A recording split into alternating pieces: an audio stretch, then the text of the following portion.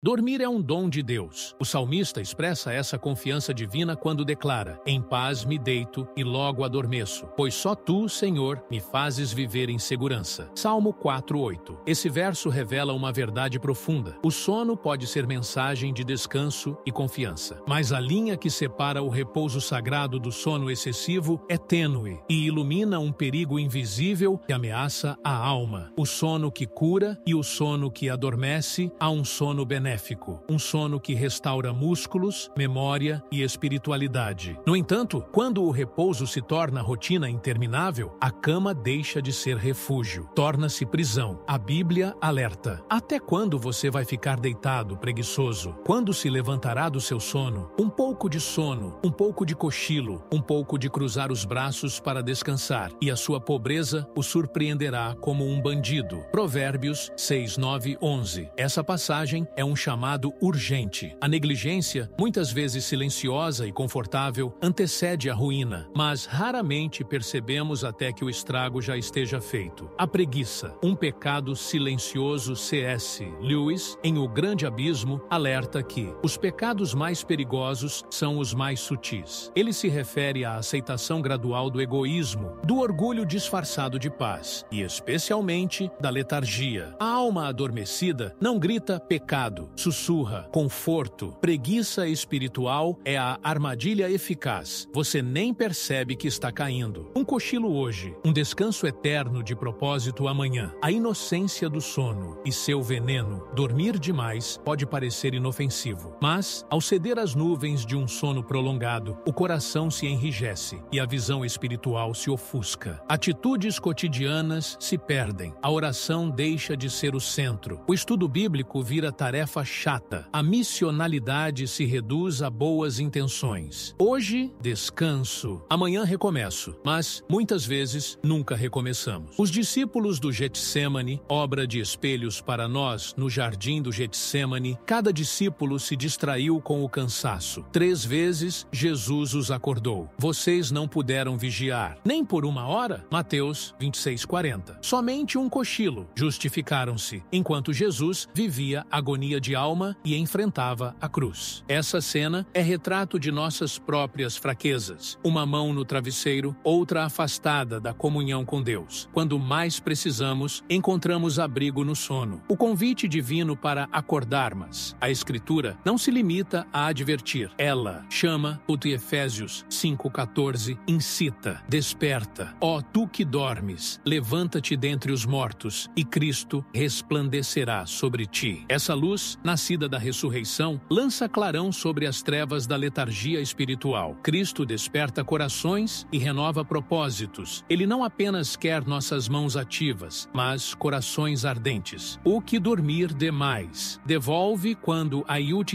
alma se refaz no sono da carne e desliga da oração, do próximo e do chamado. O resultado nunca é leve. Relacionamentos esfriam. O irmão na fé que precisava de palavra ou abraço não encontra eco porque você dorme. Sonhos apodrecem, vocações adormecem. Aquele chamado musical, missionário, artístico ou de justiça. Fé enfraquece. O mundo sussurra mensagens vazias enquanto você cochila. O texto bíblico enrijece, tornando-se página morta. O sono que acorda a graça de Deus age como despertador. Ele não quer envergonhar, mas despertar. Reflexão pessoal. Quais portas da alma precisam de ar? Onde a preguiça se atrofia em mim? Onde o coração dorme e Deus fala sem ser ouvido? A partir da reflexão, brota a ação, como o sono que é bom despertar. Momento de reativar a rotina de oração, reencontrar versículos queridos, tomar decisão clara, levantar cedo, sair para orar, ler, servir, buscar. Lewis não apenas estava certo sobre o perigo da preguiça, mas também sobre a beleza do trabalho humano. Em Tom Bombadil e outros escritos, destaca o valor do trabalho e da vigilância. Ele até compara o descanso necessário à provisão de Deus, mas alerta quanto ao repouso que anula a intenção e chama. Para Lewis, vida é batalha, de pensamento, desejo, ação. O conforto pode ser armadilha, mas quando o sono produz descanso e não derrota, quando revigora sem aprisionar, esse sono vem de Deus. Reconheça. Onde tem dormido demais? Na visão, missão, na oração, confesse. Leve isso a Deus. Deus. O tipo silencioso de pecado muitas vezes precisa nascer à luz. Decida que novos hábitos vai instaurar, persista, levantando, mesmo que a alma reclame. A alma desperta não, fica ociosa, torna-se instrumento de luz. Vocês são a luz do mundo. Mateus 5:14. Não luz manchada por cera de preguiça, mas brilho firme, refletindo Jesus. Há poder no corpo são, no coração desperto e na alma vigilante. O sono pode ser cura ou cárcere. Há sono que descansa, há sono que rouba a vida da alma. A Bíblia apresenta os perigos e Cristo oferece o antídoto: despertar, levantar-se, resplandecer. C.S. Lewis nos lembra que a beleza da vida cristã está no equilíbrio entre contemplação e batalha espiritual, entre descanso e combate. Dormir demais pode roubar chamados, apagar velas, silenciar dons. Mas Cristo desperta, renova, acende propósito. Hoje, a pergunta ecoa: você vai continuar abraçado ao travesseiro ou vai levantar e brilhar? O corpo pede repouso, a alma busca alívio e Deus, em sua graça, concedeu ambos. Mas há um ponto em que o conforto deixa de ser bênção e se transforma em obstáculo. A cama que antes oferecia descanso, agora é muralha entre você e o seu propósito. Na parábola dos talentos, Mateus 25:14 e 30, Jesus fala de um servo que, por medo e apatia, enterra o que recebeu. Ele não se rebelou abertamente, apenas não fez nada. E isso foi suficiente para perder tudo. O grande risco da vida cristã não é apenas fazer o mal, é não fazer o bem, é se acomodar. C.S. Lewis dizia: o inferno está pavimentado com boas intenções que nunca se tornaram ações. O problema da preguiça espiritual não é só o que deixamos de fazer, mas o que nos tornamos enquanto adiamos. A alma vai murchando, a sensibilidade espiritual desaparece e o conforto se transforma em corrente. No livro de Amós, o profeta denuncia o povo que se deita em camas de marfim, esparramados em seus sofás. Amós 6:4. Vivendo em luxo enquanto a nação sofre. Eles tinham tudo, menos o coração desperto, e isso os levou à ruína. Assim também hoje, buscamos conforto, segurança, controle. Mas quantas vezes isso nos adormece? Você já percebeu que os momentos mais marcantes da fé, os que nos transformam, quase nunca vêm do conforto? Jesus não chamou seus discípulos num campo florido, mas à beira do mar, em meio ao trabalho, no cansaço. E o chamado era claro: deixa tudo, segue-me. Não havia travesseiro, havia cruz. Lewis, ao refletir sobre a dor e o crescimento espiritual, afirmou: não somos criaturas que desejam o bastante. Somos como crianças tolas, satisfeitas brincando na lama quando nos é oferecido um feriado no mar. Esse é o ponto. O conforto muitas vezes nos cega para a verdadeira alegria. Ficamos presos à rotina, aos hábitos que anestesiam e deixamos de crescer. A Bíblia está cheia de convites à vigilância. Desperta, tu que dormes. Vigiai, pois não sabeis o dia. Estejam prontos, com as candeias acesas. Mas como se preparar se o coração está afundado no travesseiro do comodismo? O maior perigo da alma não é o ataque do inimigo, é o adormecer lento e confortável que tira toda a urgência do céu. Um dos maiores enganos do nosso tempo é achar que seguir Jesus pode ser feito sem esforço, como se bastasse acreditar e depois descansar. Mas Jesus foi claro: negue-se a si mesmo, tome sua cruz e siga-me. Isso envolve sair da zona de conforto, e isso custa. Por isso, hoje, examine seu coração. Sua fé está em movimento ou estagnada? Você sente que está se acomodando, justificando atrasos, adiando propósitos? Lembre-se, o conforto excessivo rouba a intensidade. O discípulo que ama dorme pouco, não por ativismo, mas por paixão. A alma que quer Deus não cochila quando há chance de buscá-lo, e Deus recompensa quem o busca com zelo. Buscar-me-eis, e me achareis quando me buscardes de todo o vosso coração. Jeremias 29:13. Cristo está te chamando a levantar, a sair da cama da rotina espiritual, a acordar antes do sol, se for preciso, só para encontrá-lo na intimidade da oração. Não porque ele te impõe, mas porque o amor verdadeiro não adia. Há um eco que ressoa por toda a Escritura. Uma trombeta espiritual tocando desde os tempos antigos até agora. É o chamado à vigilância. Um clamor que não cessa, porque o sono espiritual, embora silencioso, é mortal. Efésios 5:14 nos sacode. Desperta, ó tu que dormes, levanta levanta-te dentre os mortos, e Cristo te iluminará. Esse versículo não é poesia bonita, é socorro urgente. Paulo escreve a crentes, a pessoas da igreja. O que significa isso? Que é possível estar em Cristo e ainda assim dormir. Dormir espiritualmente não é estar longe de Deus apenas, é estar insensível a Ele, é participar dos cultos, ouvir as músicas, decorar os versículos, mas não sentir mais. Lewis dizia que o inferno é um lugar onde as pessoas escolhem pouco a pouco não amar mais nada senão a si mesmas. O sono espiritual começa assim: perdemos o encanto por Deus, depois o zelo, depois o temor. Jesus contou a parábola das 10 virgens. 5 eram prudentes, 5 eram tolas. Todas dormiram, mas quando o noivo chegou, só 5 estavam preparadas. As outras ficaram de fora. Por quê? Porque não vigiaram. Vigiar não é viver paranoico, é viver atento, é orar com fome, é ler a Bíblia como quem bebe água no deserto, é buscar comunhão antes do conforto. C.S. Lewis escreveu que a vida cristã não é o nosso tentar encontrar Deus, mas a resposta à sua incessante tentativa de nos encontrar. Mas quando dormimos demais, na alma e na carne, nem ouvimos esse chamado. A alma que dorme não discerne o tempo, e a Bíblia diz que há um tempo para cada propósito. Perder o tempo de Deus é um dos maiores dramas espirituais. Veja Sansão, um homem chamado por Deus, cheio de unção, mas que foi adormecido no colo de Dalila, e enquanto dormia, perdeu sua força, sua visão e sua missão. O sono dele foi literal, mas a tragédia foi espiritual. Quantos hoje estão dormindo no colo do mundo? Agradáveis, mas anestesiados, sem fome por Deus, sem luta contra o pecado, apenas acomodados. Mas há esperança. A voz do Espírito ainda clama: desperta. Não importa há quanto tempo você está dormindo. O sopro do Espírito pode reacender o zelo, restaurar a visão e levantar ossos secos para voltarem a viver. O mundo precisa de cristãos acordados, com discernimento, com sensibilidade, com compaixão, gente que ora de madrugada porque sente o peso da intercessão, gente que não aceita viver morna e prefere lágrimas na presença de Deus a aplausos no mundo. Hoje, Deus está te chamando para vigiar. Desperte seu coração, levante-se no Espírito, acenda sua candeia, porque o noivo está vindo, e ele procura uma noiva desperta, não apenas bonita, mas viva, vigilante e cheia do Espírito. A alma cristã foi feita para viver em adoração contínua, em comunhão crescente com Deus. Mas o que acontece quando essa alma, em vez de vibrar, estagna? Quando a rotina vira prisão e o fervor vira passado? A Bíblia descreve um povo que se acostumou com o sagrado. Em Malaquias 1, os sacerdotes ofereciam a Deus animais doentes e se justificavam dizendo: que enfado! Como se o culto ao Senhor fosse peso. A alma adormeceu, e o que antes era paixão virou obrigação. C.S. Lewis observou que a grande tragédia espiritual não é quando o coração se rebela, é quando ele se acomoda, quando a chama vira brasa e depois cinza. Lewis, no livro Cristianismo Puro e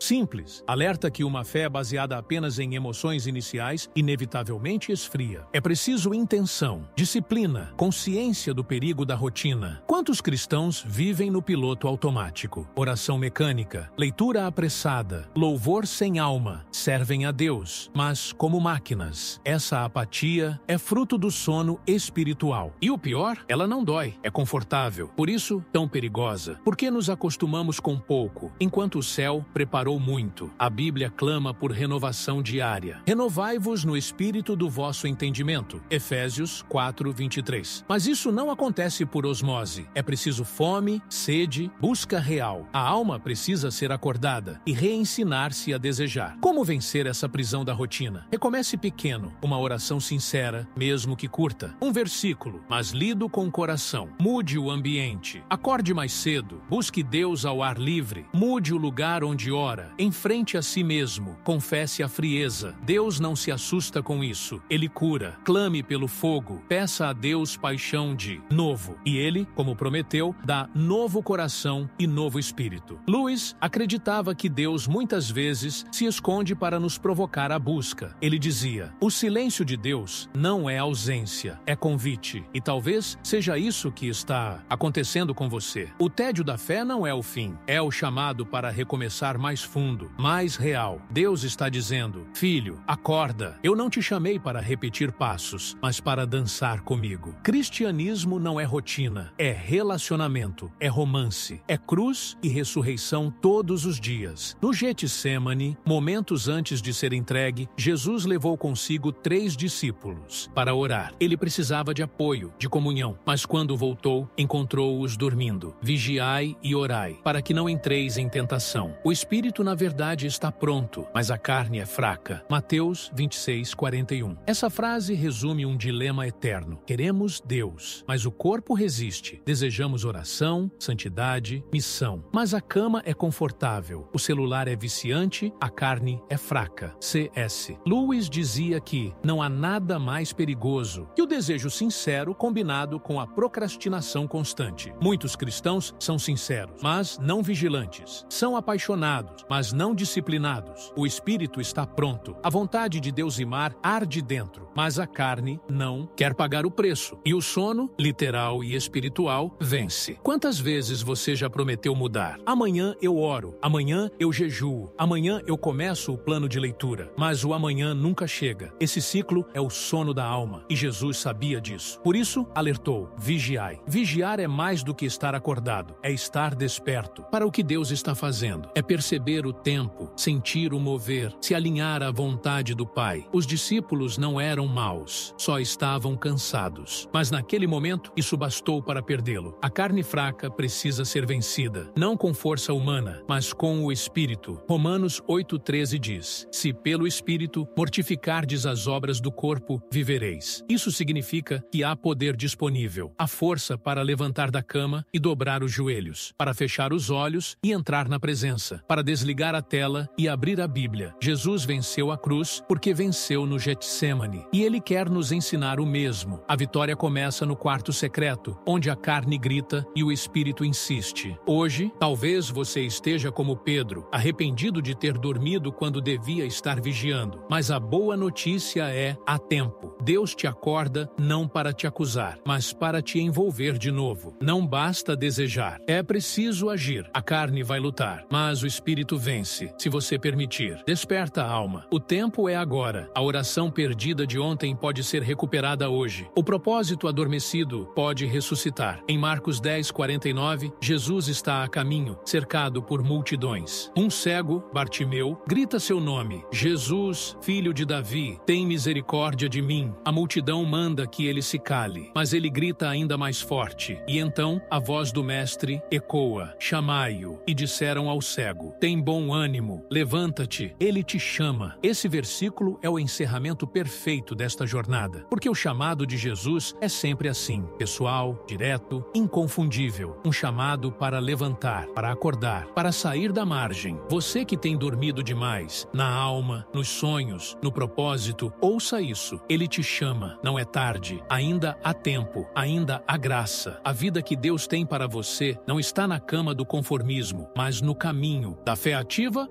C.S. Lewis escreveu: não posso ir longe demais em direção ao céu se fico parado. A fé exige movimento, não perfeição, mas disposição. Deus não pede que você esteja forte, pede que você esteja acordado. O cego Bartimeu estava à beira do caminho, imóvel, esquecido, mas ele ouviu Jesus e, ao ouvir, levantou-se de um salto. Ele não pensou 2 vezes, porque sabia: o momento de levantar é agora. Talvez você tenha passado anos adiando mudanças, acordando tarde no espírito, procrastinando a oração, trocando o propósito por conforto. Mas hoje, Jesus está passando e está chamando seu nome. Levanta-te, levanta da preguiça, levanta da frieza, levanta do medo, levanta do pecado. Acordar dói. A luz incomoda olhos que viveram muito tempo nas sombras. Mas a luz é vida, e Cristo é essa luz. Ele ilumina os lugares mais escuros da alma. Efésios 5:14 nos lembrou: desperta, ó tu que dormes, levanta-te dentre os mortos, e Cristo te iluminará. Essa promessa é para você, para agora. A Bíblia diz que Bartimeu, depois de levantar, seguiu Jesus pelo caminho. Ele não apenas recebeu visão, recebeu direção. Quem acorda de verdade não volta volta a dormir, porque descobre que viver em Deus é muito melhor do que sonhar longe dele. Deus te chama a viver desperto, com propósito, com alegria, com paixão, não mais amarrado às desculpas do ontem, mas renovado pela graça do hoje. Lewis nos ensinou que cada manhã é o recomeço de um eterno agora com Deus. Então, levante, acorde, caminhe, Ele está te chamando.